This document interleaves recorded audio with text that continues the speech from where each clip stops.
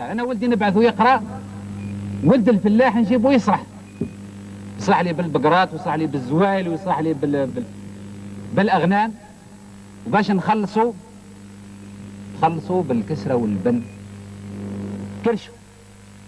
لا، اليوم هذاك الراعي لازم يروح يقرأ،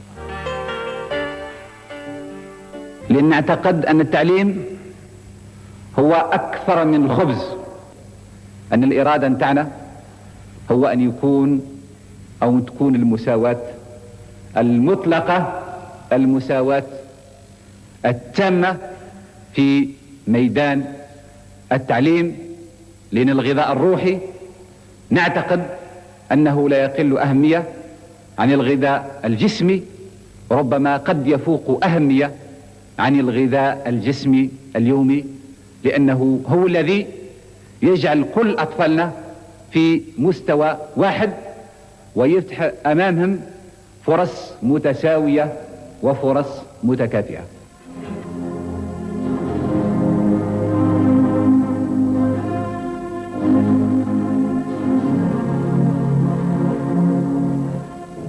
ديمقراطية التعليم، إعطاء التعليم الجزائري صبغة ديمقراطية حقيقية بتوفير الشروط اللازمة لأطفالنا كي يتعلموا ويبلغوا جميع المراحل نتاع التعليم.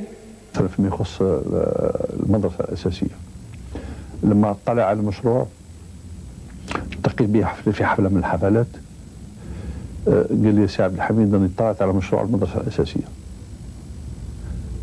نمشيو فيها إن شاء الله نبيعوا القميج نتاعنا، هذا إن شاء الله نبيعوا القميج، لأن تحقق لنا العدالة في التعليم بين الأطفال.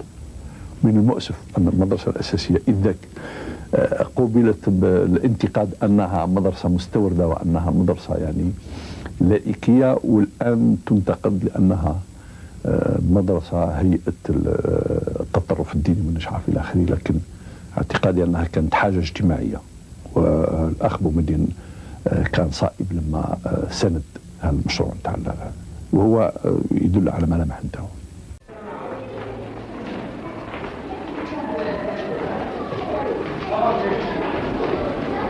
Les analphabètes représentent encore 80% de la population algérienne. Maman, nous avons froid. S'instruire est devenu le mot d'ordre de tous. Maman, nous avons froid. Approchez-vous du canoun. Approchez-vous du canoun.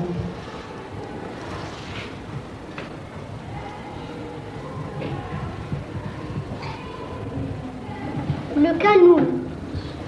Le canoun. Qui a un canoun à la maison? Shafik?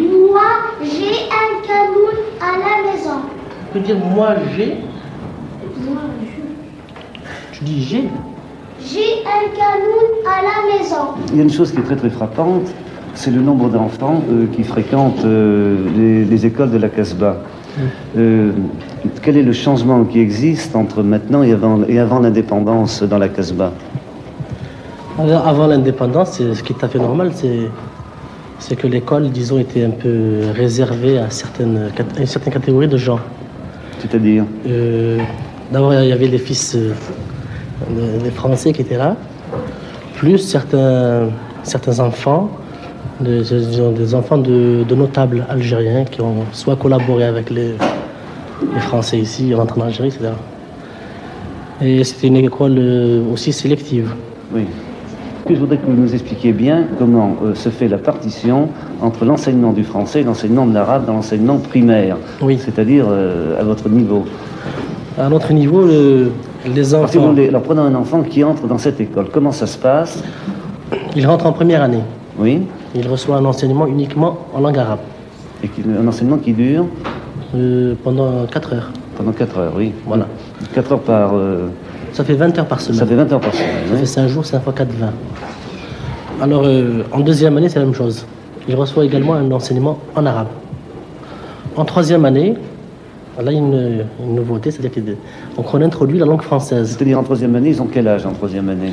Ils ont 7 ans, 8 ans comme en France. Même chose. C'est la même chose. C'est l'ancien CE1, C'est l'ancien l'ancien CE1, cours élémentaire première année, Ouais, oui. qu'on appelle ici maintenant troisième année.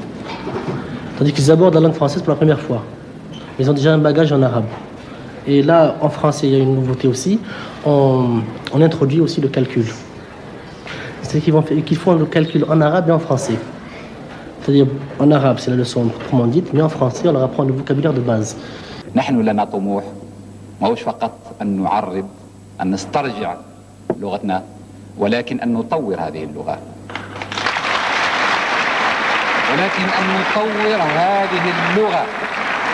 Nous avons commencé par insister dans le cadre de cette révolution culturelle sur le problème de la langue nationale, sur le problème de l'arabisation. Et je crois que cela est normal dans un pays où la langue nationale a été longtemps combattue, considérée comme langue étrangère. Et pendant les années de lutte, lorsqu'on nous interrogeait sur les objectifs essentiels de la révolution algérienne, nous répondions la révolution agraire, c'est-à-dire la récupération de la terre algérienne par les Algériens, et l'arabisation, c'est-à-dire la récupération de l'âme algérienne par les Algériens. Et cette arabisation, nous l'avons commencé par le commencement, c'est-à-dire dans l'enseignement primaire. Jusqu'en 62, l'enfant algérien qui avait la chance d'aller à l'école primaire n'apprenait que le français. Et s'il avait la chance, la deuxième chance, d'accéder au lycée, il se voyait poser la question suivante: quelle est la langue étrangère que vous voulez apprendre, l'allemand, l'anglais ou l'arabe? Il était donc tout à fait naturel que cette langue nationale prenne la place qui doit lui revenir, à la fois dans l'enseignement, dans la vie, dans l'administration. Nous n'avons pas choisi la voie facile, nous avons choisi la voie de l'austérité, et je crois que vous avez pu le constater à travers l'Algérie, les adultes ne sont pas exigeants pour eux-mêmes, mais le sont pour les enfants, pour leurs enfants. Ce qui explique l'attachement du peuple algérien à ce problème essentiel de la scolarisation, de la démocratisation de l'enseignement. Et ce n'est pas par hasard que le gouvernement algérien ait décidé de consacrer le maximum d'efforts à la scolarisation de nos enfants. Et ce n'est pas par hasard que le taux de scolarisation, qui était de 14% à la veille de l'indépendance, est atteint aujourd'hui plus de 70%.